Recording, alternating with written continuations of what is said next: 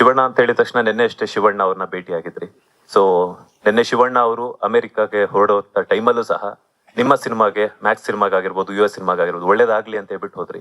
So ನೀವು ಯಾವ ರೀತಿ ವಿಶಸ್ ಅನ್ನ ತಿಳಿಸ್ತೀರಾ ಶಿವಣ್ಣ ಅವರಿಗೆ? It is the least we can do ಅಲ್ಲ. ಅವರು ಫಸ್ಟ್ ಆಫ್ ಆಲ್ ಈಗ ನರ್ತಕಿ ಥಿಯೇಟ್ರಲ್ಲಿ ನಮ್ಮ ಸಿನಿಮಾ ಬರ್ತಾ ಇದೆ ಅಂದರೆ ಕಾರಣನೇ ಗೀತಕ್ಕ ಮತ್ತು Shivanna. I think they left Byrathi ಬಂದು ರಂಗಲ್ಲಿ ಇನ್ನೂ 4-5 ಡೇಸ್ ಆದರೆ 50 ಡೇಸ್ ಆಗುತ್ತೆ. ಅದು ಥಿಯೇಟ್ರ್ ಕೂಡ ಅವ್ರು ಬಿಟ್ಕೊಟ್ರು ಈ ಸಿನಿಮಾಗೋಸ್ಕರ. So I am always grateful. And ನನಗೆ ಗೀತಕ್ಕ ಆ್ಯಂಡ್ ಶಿವಣ್ಣಗೆ I have always special value in my life, especially ಗೀತಕ್ಕ. ಆ್ಯಂಡ್ ಅವ್ರ ಮನೆಗೆ ಹೋಗಿದ್ದು ನಾನು because I got to know they living. And ಏನಂತೀರಿ, ಒಂದು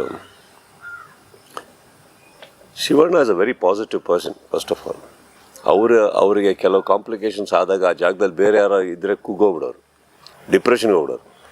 ಅವ್ರು ಇನ್ನೂ ಜೋಕ್ ಮಾಡಿಕೊಂಡು ಇನ್ನೂ ತಮಾಷೆ ಮಾಡಿಕೊಂಡು ಮಾತಾಡ್ತಾರಂದರೆ it only he can do it, ಏನೋ. ಬಟ್ ಶಿವಣ್ಣಂಗೆ ಎಲ್ಲರ ಸಪೋರ್ಟ್ ಆ್ಯಂಡ್ ಪ್ರೇಯರ್ಸ್ ಇದ್ದೇ ಇದೆ.